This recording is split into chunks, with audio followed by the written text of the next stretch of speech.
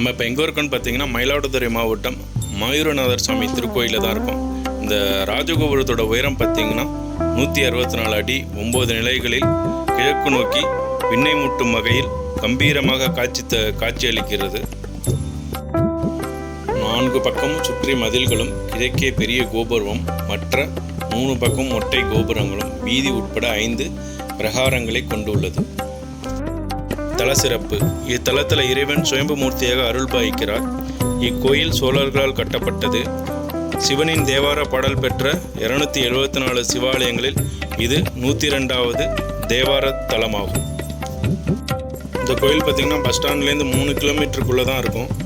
Bus ஸ்டாண்ட்லேருந்து auto ஃபெசிலிட்டியும் இருக்குது, பஸ் ஃபெசிலிட்டியும் இருக்குது. பஸ்ஸில் பொறையார் பஸ்ஸு, செம்மனார் கோயில் பஸ்லலாம் ஏறினீங்கன்னா கோயில்கிட்டே உங்களை இறக்கி விட்டுருவாங்க. மயிலாடுதுறை, மாயவரம், மாயூரம் என்றாலும் குறிப்பிடப்படும் இத்தலம் மிகவும் தொன்மையான சிவத்தலமாகும்.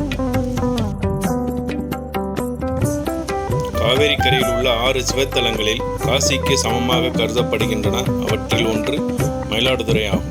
மற்றவை திருவையாறு, திருவங்காடு, திருவிடைமருதூர், திருவாச்சியம், திருச்சாய்க்காடு ஆகும். அம்பாள் பார்வதி தேவி மயில் உருவில் சிவபெருமானை பூஜை செய்ததாக கருதப்படும் 2 சிவத்தலங்களில் மயிலாடுதுறை ஒன்றாகும். மற்றொன்று தொண்டை நாட்டு சிவத்தலமான திருமயிலை, சென்னை மயிலாப்பூர் ஆகும்.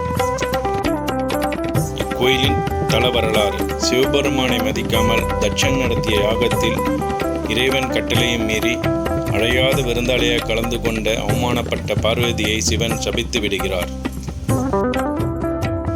காவேரி கரையில் ஐப்பசி மாதம் 30 நாட்களும் தவம் செய்து தன்னை மீண்டும் அடையுமாறு பார்வதிக்கு சிவன் சாப விமோசனம் தந்துவிடுகிறார்.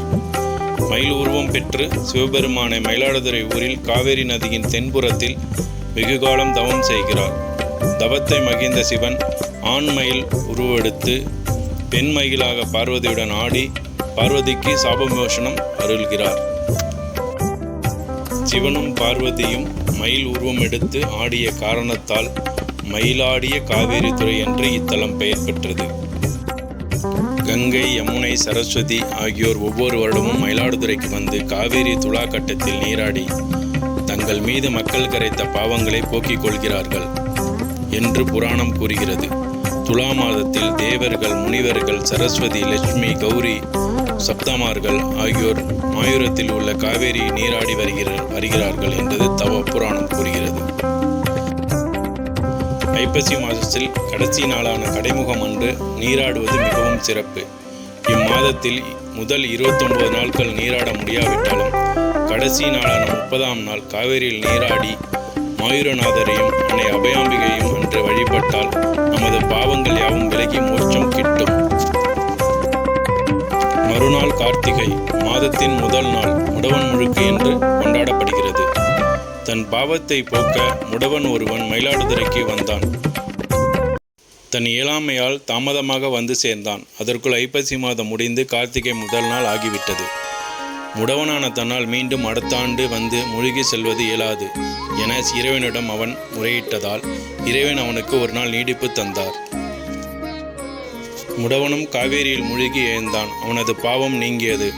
முடவனுக்காக சிவன் வழக்கமான நேரத்தை முடக்கி வைத்ததால் இந்நாளை முடவன் முழுக்கு நாள் என்கின்றனர்.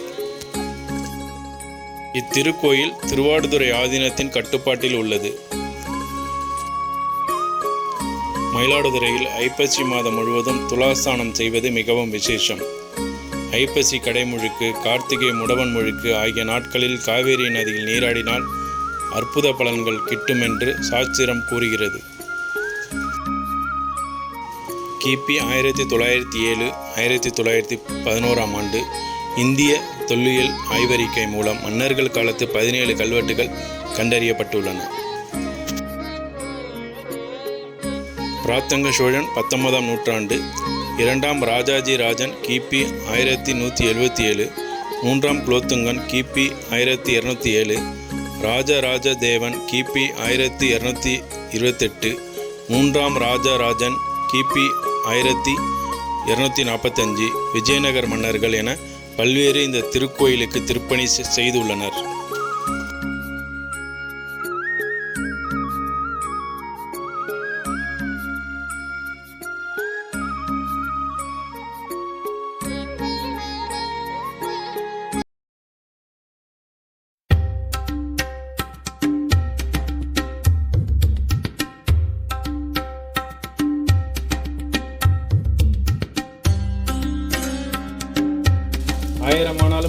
மாவாதி என்ற தனி சிறப்பு பெற்ற மயிலாடுதுறை மாவட்டம் மயூரநாதர் சாமி திருக்கோயில் செய்து மூலவர் பார்த்தீங்கன்னா மயூரநாதர், தாயார் பார்த்தீங்கன்னா அபயாம்பிகை, தலவிருச்சம் மாமரம், தீர்த்தம் பார்த்தீங்கன்னா பிரம்ம தீர்த்தம், ரிஷப தீர்த்தம், காவேரி ஆறு.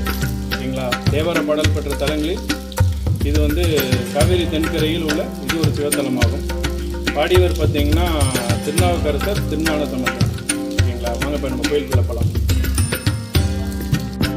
எங்கள் சேனலுக்கு சப்போர்ட் பண்ணிகிட்டு இருக்கிறதுக்கு ரொம்ப நன்றி. வீடியோ பிடிச்சிருந்தா லைக் பண்ணுங்கள், ஷேர் பண்ணுங்கள், கமெண்ட் பாக்ஸில் கமெண்ட் பண்ணுங்கள். ஓகேங்களா? எங்கள் சேனலுக்கு நீங்கள் புதுசாக இருந்தீங்கன்னா கண்டிப்பாக சேனலை சப்ஸ்கிரைப் பண்ணுங்கள். உங்கள் பக்கத்தில் இருக்கிற பெல் ஐக்கானை கிளிக் பண்ணுங்கள். நாங்கள் போடுற வீடியோ உங்களுக்கு உடனுக்குடன் வந்து சேரும்.